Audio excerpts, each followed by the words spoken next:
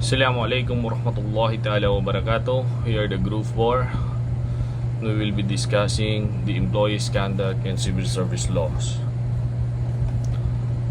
The members are yours truly, Muhammad Salman A. Dadayan, Nadra Bulyok, Rahima Labas, Muhammad Jaril Pindaliday, and Juhaiba Haji Ali. Introductions. The conduct of the government employees plays a vital role in shaping the credibility and integrity of public institutions. As representatives of the government, the civil service are expected to uphold the highest standard of ethical behavior and professionalism in their action in both public and private life. Reflects on the institution they serve and the extension of the government as a whole. To ensure that the public officials and employees perform their duties with integrity, accountability, and professionalism, their conduct is governed by established civil service laws. These laws serves as a framework for ethical standards guiding employees and their interactions, decisions, and day-by-day or day-to-day operations within the government service, or also known as the public service.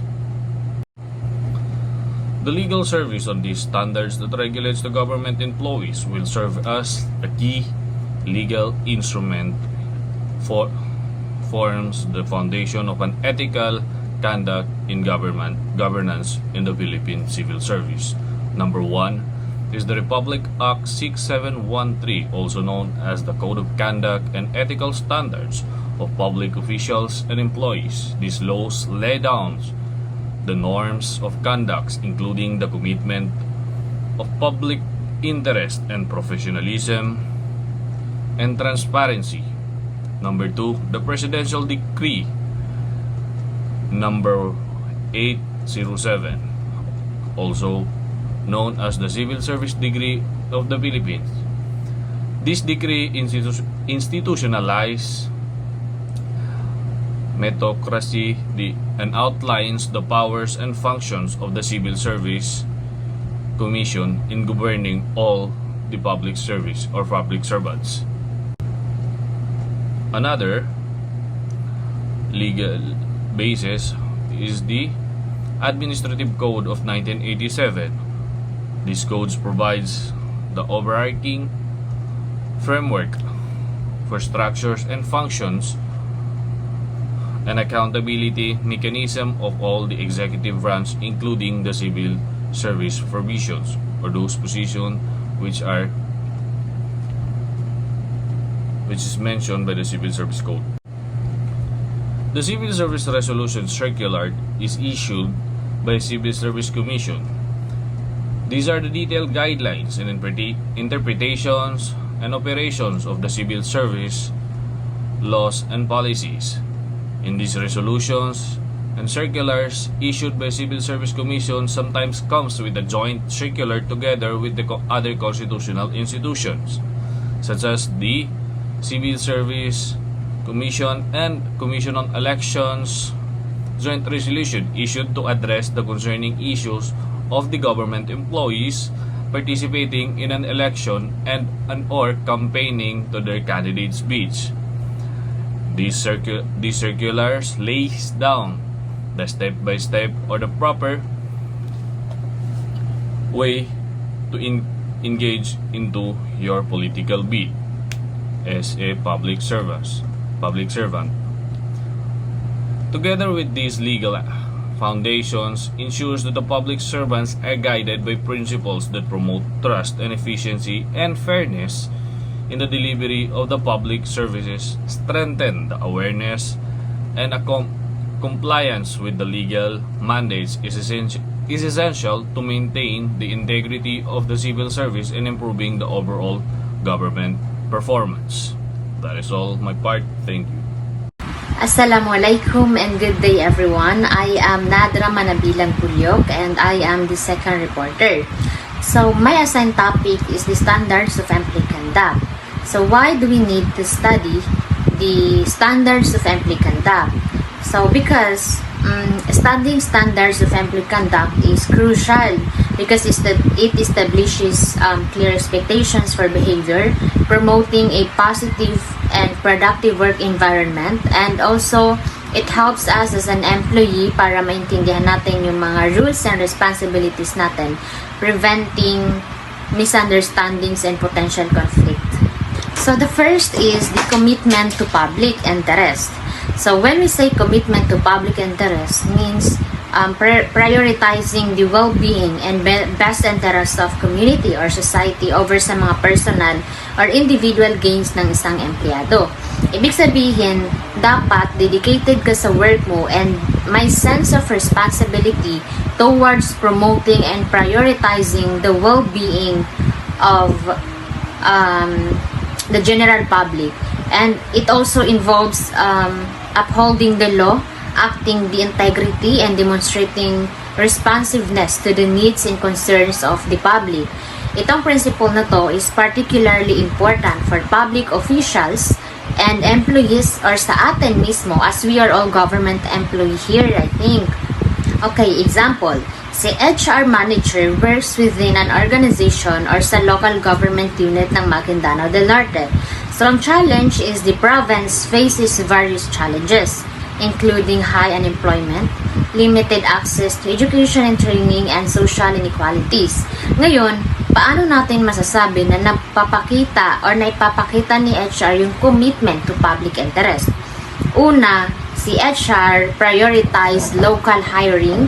She would champion the hiring of residents of Maguindanao del Norte, particularly those from marginalized communities, para ma-address yung unemployment and boost the local economy. Second, si HR promote diversity and inclusivity.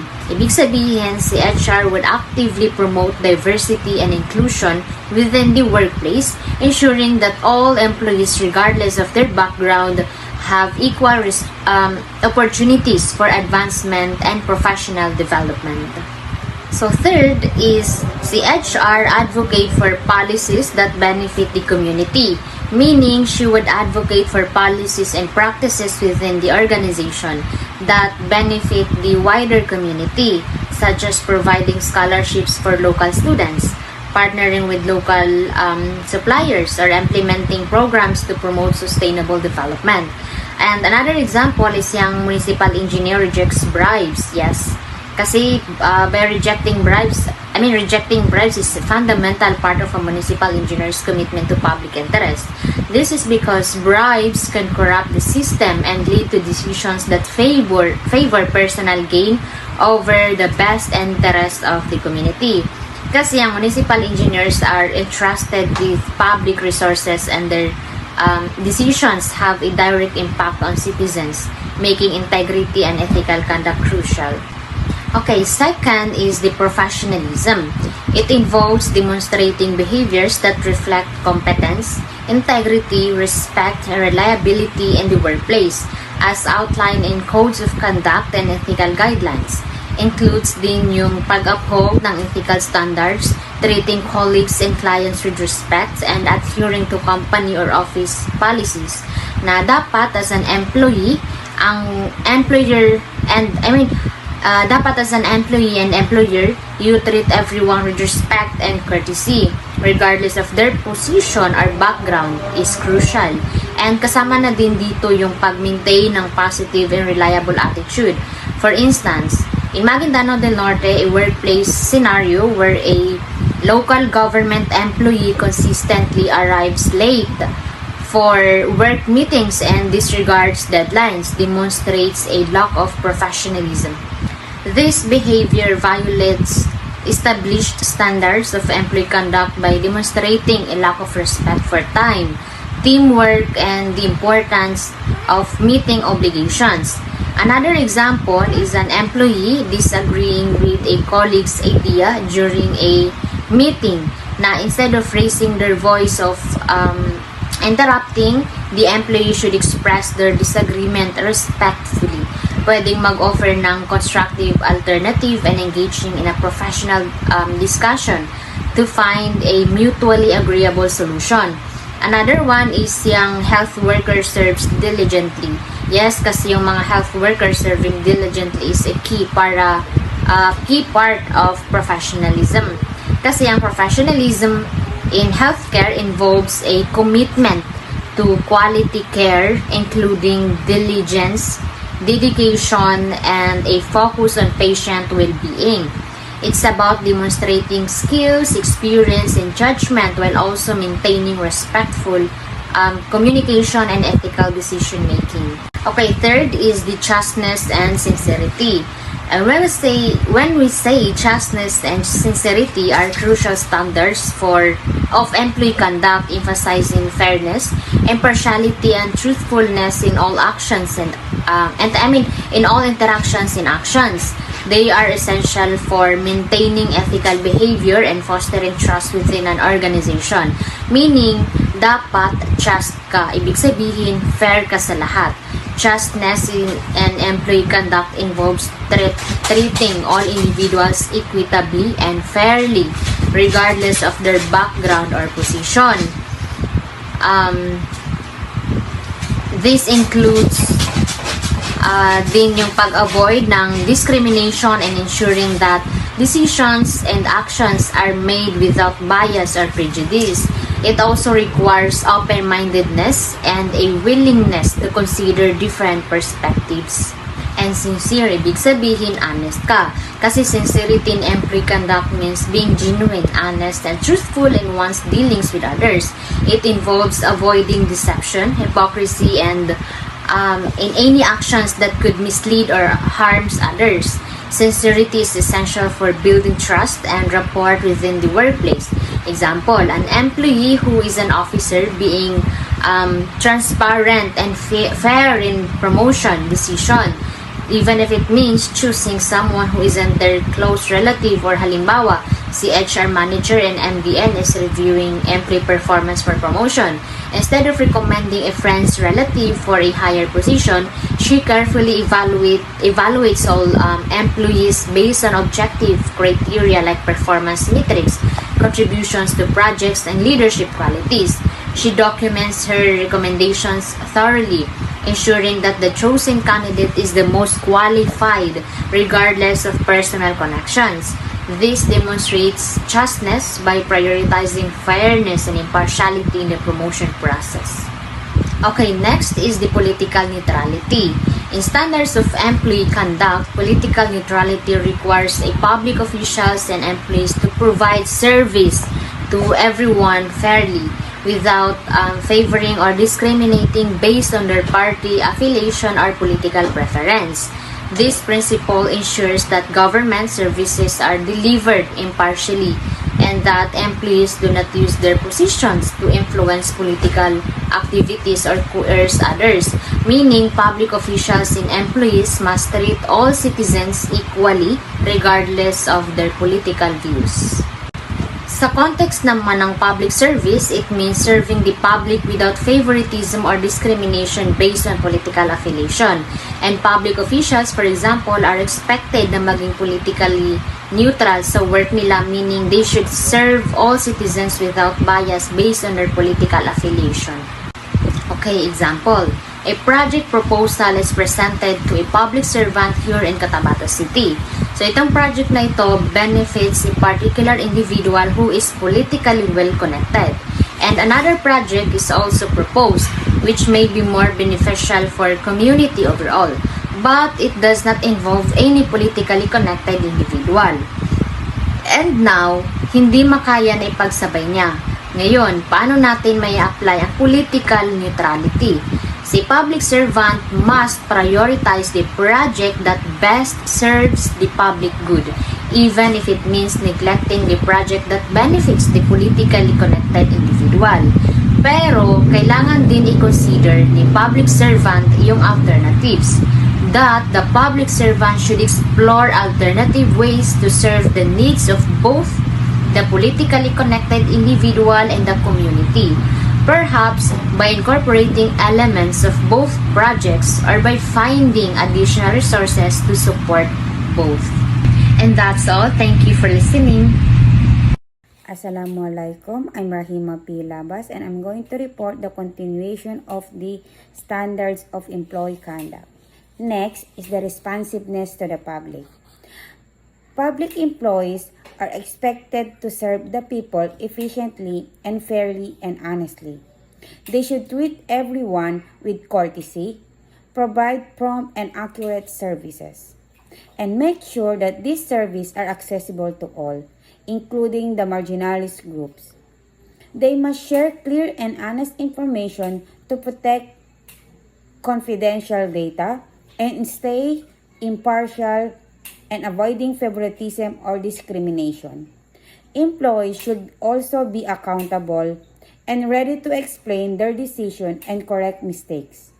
Communication with the public should be professional and easy to understand, and feedback from citizens should be welcome and used to improve services. Above all, their action should build and maintain the public trust in the institution. For example, a DSWD social worker attends immediately to emergency relief needs during a typhoon should without delay or discrimination. Second, nationalism and patriotism. In the context of public service, national and patriotism require employees to act in the best interest of the nation by upholding its sovereignty and respect its culture and ensuring that their work benefits the Filipino people. These values go beyond sentiment and they guide ethical behavior and professional responsibility in government services. Public servants are expected to remain loyal to the Philippine Constitution and respect democratic processes and protect national sovereignty. They must prioritize the welfare of the country over personal, regional, or foreign interests and ensure that the public resources are used efficiently and honestly for the common good. Respect for national symbols and traditions such as participating in flag ceremonies, honoring the national anthem, and commemorating historical events, and reinforce national identity and pride. Public employees should also promote unity and inclusivity by encouraging cooperation among different cultural, ethnic, and religious groups. Moreover, active civic participation is part of patriotic services. This includes supporting voter education, disaster response, and environmental protection, and the other community-focused activities that advance national welfare. For example, a local government employee in Cotabato City organized Independence Day activities to educate citizens about Philippine history and promote unity, regardless of cultural or religious background. This strengthened both nationalism and patriotism through public engagement and education. In summary, nationalism and patriotism in public service mean working for the progress and unity of the nation, respecting its heritage, and ensuring that all action as a public servant benefit the country and its people. Next, commitment to democracy.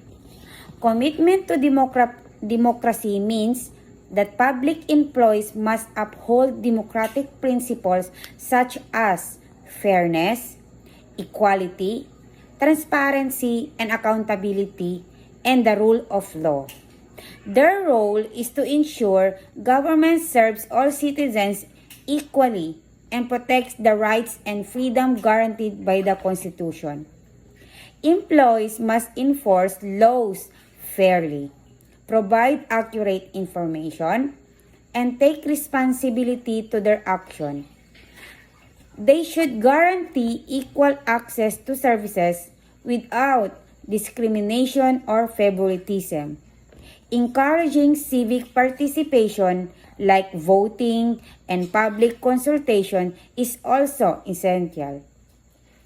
Public servants are expected to stay neutral, avoiding political bias, and serve the public impartially. Example, a COMELEC employee in Cotabato City ensure all eligible voters are properly registered and can vote freely regardless of political belief or background, promoting fair and inclusive election. In summary, commitment to democracy means providing fair, transparent, and accountable service to all while protecting rights and encouraging active participation of citizens in governance. Next, simple living.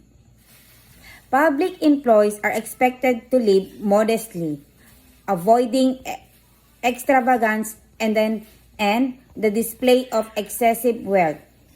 Their lifestyle should reflect integrity, humility, and a dedication to public service over personal material gain. They should spend within their means, avoid flaunting luxury, and set an example of honesty and modesty in their community. Example, a government employee chooses to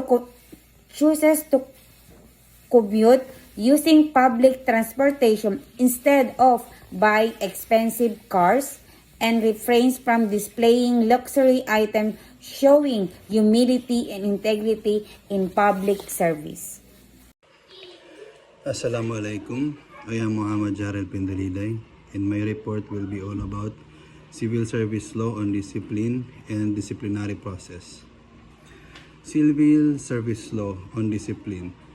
Discipline within the civil service is essential to maintaining the integrity, efficiency, and accountability of government institution. The civil service law outlines specific grounds for which a public servant may be held administratively liable. This includes, first is dishonesty, engaging in deceitful or fraudulent acts. Second is grave misconduct, a serious violation of conduct often involving corruption or abuse of authority. The third is neglect of duty, failure to perform one's responsibilities that negatively impacts public services. A clear example of an offense is a procurement officer who manipulates the bidding process, which is considered as a grave offense and may result in dismissal from service. This law aims to deter unethical behavior and ensure that the public resources are managed with transparency and fairness. Disciplinary process. The disciplinary process in the civil service follows the principles of investigation and due process. When an employee is suspected of committing an offense, an inquiry is conducted to gather facts and ensure fair hearing. The employee is given an opportunity to explain their side before any sanction is imposed. Penalties depends on the gravity of the offense and may range from reprimand for minor infractions or dismissal for various violations. The process not only ensures the accountability but also protects the rights of government employees by upholding justice and procedural fairness. And that's all. Thank you.